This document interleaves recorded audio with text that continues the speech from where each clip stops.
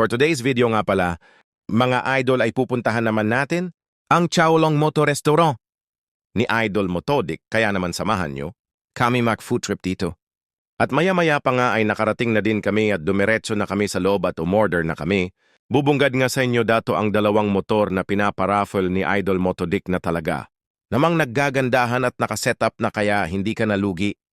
May chance ka pang maiuwi ang isa sa mga motor na yan at maya-maya pa nga dumating na din ang pagkain namin. Jiaolong bao nga pala ang in-order ko at isang one-piece chicken with rice at itong tinapay na ito pala ang masarap na ipares sa Changlong Bao.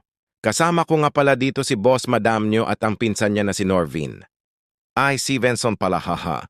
Di kumain na nga kami dyan at para sa akin ay sakto lang naman ang lasa ng Chaolong ni Idol Motodic at yung fried chicken.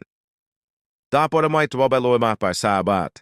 Talaga ang mas nagustuhan ko dahil bukod sa malambot ay talagang juicy at masarap. At pagkatapos nga namin kumain, ay umuwi na rin kami. See you sa next video. Peace out!